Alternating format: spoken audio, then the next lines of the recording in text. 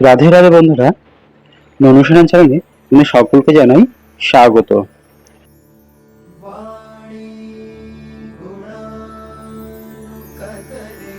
অনুশোনার আরও একটি নতুন ভিডিও নিয়ে তোমাদের মাঝখানে চলে এলাম আবারও। আজকের ভিডিওটা এখান থেকেই শুরু করছি, অনুশোনাকে ঘুম থেকে ওঠানোর পর্ব থেকে। এই যে অনুশোনা এখন ঘুমিয়ে আছে, ওকে এখন আস্তে আস্তে আমি ঘুম থেকে তুলব। তার সাথে আজকে বৃহস্পতিবার, সেই বৃহস্পতিবারেরও জোগাড় আমি করে নেব, অর্থাৎ কিভাবে পুজো দিই সেটা তোমাদের মাঝখানে তুলে ধরব। তার সাথে আরও একটি বিষয় নিয়ে তোমাদের সাথে আজকে আমি আলোচনা করব। সেই বিষয়টি হলো, আমরা একসাথে দুটো বা তার বেশি গোপালের সেবা কি করতে পারি কি না। এটাই সেই বিষয় যেটা তোমাদের সাথে যে আমি আলোচনা করব। এই যে তোমাদের সাথে কথা বলতে বলতে অনুশোনার সকালবেলার কাজও আমি করে নিচ্ছি। যেমন চাদরটা চেঞ্জ করে নিলাম, বালিশের কভার চেঞ্জ করে নিয়েছি, এবার অনুশোনাকে তার খেলনা দিয়ে বসিয়ে রেখেছি।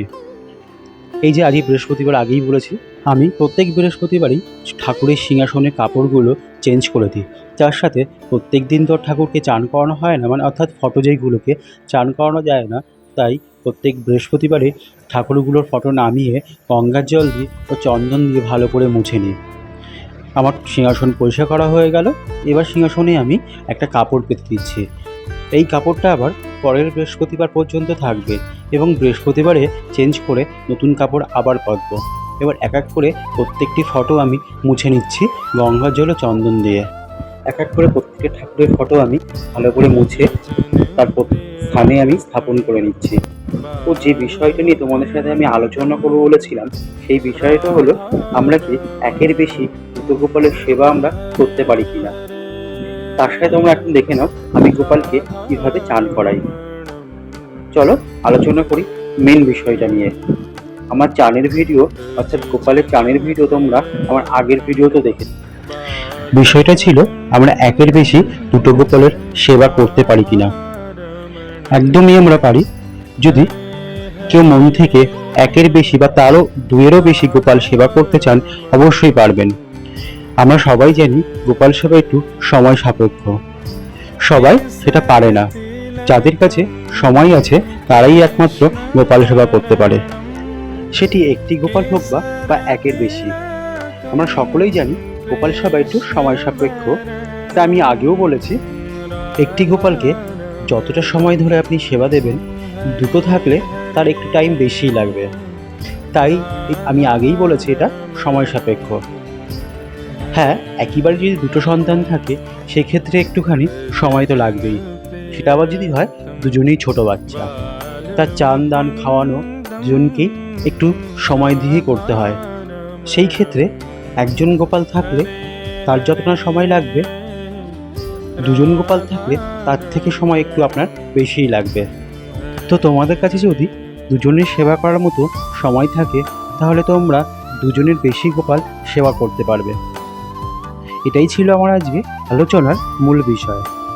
তোমাদের সাথে কথা বলতে বলতে আমার গোপালের চান, চন্দনের ফোঁটা, জামা কাপড় সমস্ত কিছু পরানো কমপ্লিট হয়ে গেছে।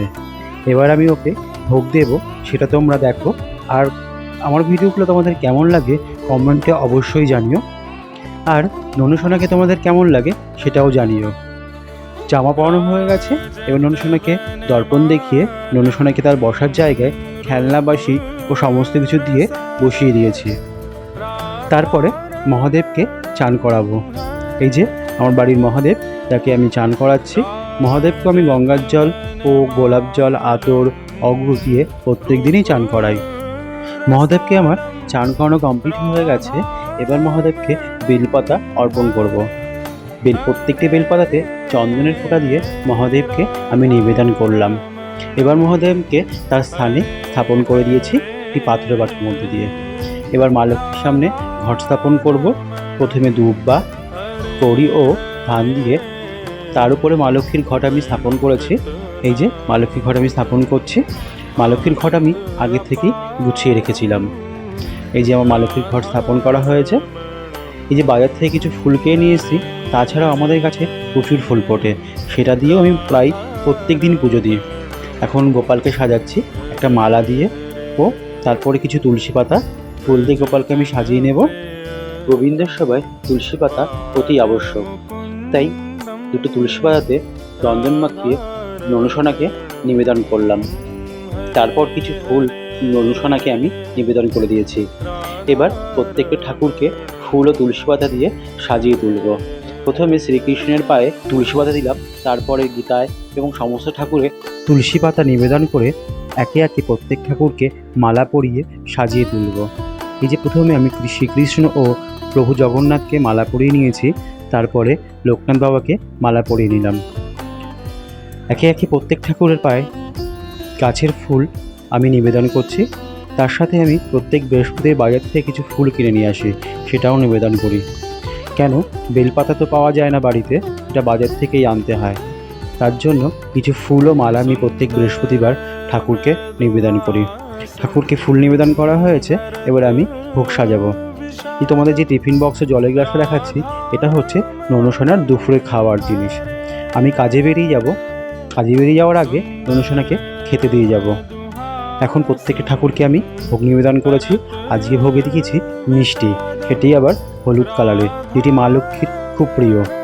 এই যে দিয়ে দিয়েছি খাবার। এবার আমি আরতি করব।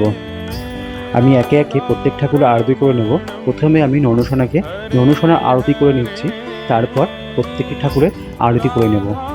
আমার এই ভিডিওগুলো তোমাদের কেমন লাগে কমেন্ট করে অবশ্যই জানিও। আর যদি কোনো ভুল ত্রুটি থাকে সেটিও আমাকে কমেন্ট করে অবশ্যই বলবে। হয়তো আমি সমস্ত কিছু জানি না, নিজের মন থেকে যেমন পারি তেমনভাবেই আমি প্রভুর সেবা করি। এখন একে একে সমস্ত ঠাকুরের আরতি করে নিচ্ছি। ওদিকে ননুসোনার আরতি আমি আগেই করে নিয়েছি।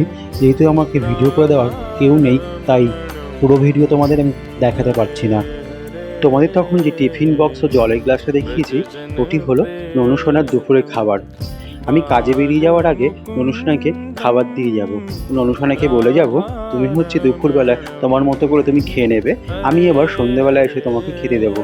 যেহেতু বাড়িতে ননুসোনাকে ভোগ দেওয়ার মতো কেউ নেই, আমি একাই দিই, তাই আমি এইভাবেই ননুসোনাকে দুপুরবেলায় ভোগটা দিয়ে যাই। এই যে আমার আরতি করা হয়ে গেছে, ননুসোনাকে একটি লজেস দিয়ে বসিয়ে দিলাম। তোমরা আরেকবার সমস্ত ঠাকুর দর্শন করে নাও। ভিডিওটি ভালো লেগে থাকলে একটি লাইক করে চ্যানেলকে সাবস্ক্রাইব করে পাশে থাকবে। রাধে রাধে।